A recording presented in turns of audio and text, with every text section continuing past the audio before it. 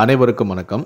சற்று முன்பு ஆதார் அட்டை வைத்திருக்கும் அனைத்து மக்களும் பயன்பெறும் வகையில் ஆதார் விதிமுறைகளில் சில திருத்தங்களை கொண்டு வந்துள்ளதாகவும் ஆதாரில் சில மாற்றங்களை கொண்டு வந்துள்ளதாகவும் மத்திய அரசு ஒரு முக்கியமான அறிவிப்பை வெளியிட்டுள்ளது.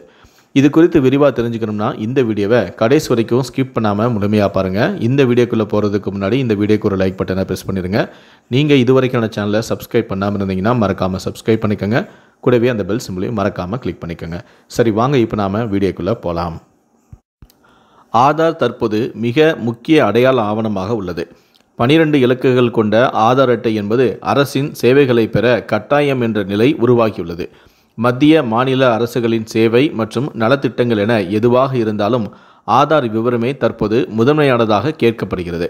வங்கி கணக்கு துவங்குவது, கேஸ் சிலிண்டர் பெற என அனைத்து விதமான சேவைகளுக்கும் ஆதார் எண் விவரம் பெறப்படுகிறது. அரசு நிர்வாகத்தில் வெளிப்படைத்தன்மை மற்றும் மோசடிகளை தடுக்க ஆதார் பெரிதும் உதவுவதாக அரசு தரப்பிலும் சொல்லப்படுகிறது. ஆதார் விவரங்களை சரிபார்க்க அரசு அமைப்புகளுக்கு மட்டுமே தற்போது வரை அனுமதி உள்ளது.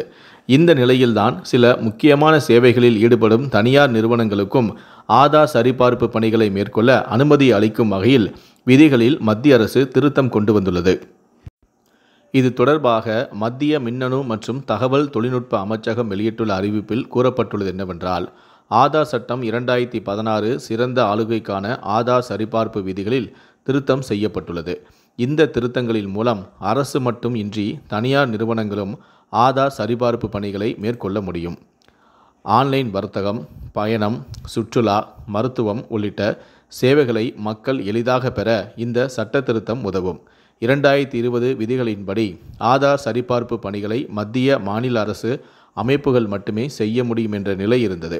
சிறந்த நிர்வாகம், பொது நிதி முறைகேடாக பயன்படுத்துவதை தவிர்த்தல் போன்ற பணிகளுக்காக செய்ய முடியும் என்ற விதியும் இருந்தது. இவற்றில் தற்போது திருத்தம் மேற்கொள்ளப்பட்டுள்ளது. பொதுநலன் கருதி பல்வேறு சேவைகளை தனியார் நிறுவனங்கள் பயன்படுத்தி கொள்ள இந்த திருத்தம் வழிவகை செய்கிறது. ஆதார் விவரங்களை பயன்படுத்த விரும்பும் தனியார் நிறுவனங்கள் அதற்கான தேவை உள்ளிட்ட விவரங்களுடன் சம்பந்தப்பட்ட அமைச்சகம் அல்லது துறையை அணுகி விண்ணப்பிக்க வேண்டும். இந்த விண்ணப்பங்களை ஆய்வு செய்து ஆதார் ஆணையம் அளிக்கும் பரிந்துரையை ஏற்று மத்திய மின்னணு அமைச்சகம் இதற்கு ஒப்புதல் அளிக்கும் என்று கூறப்படுகிறது.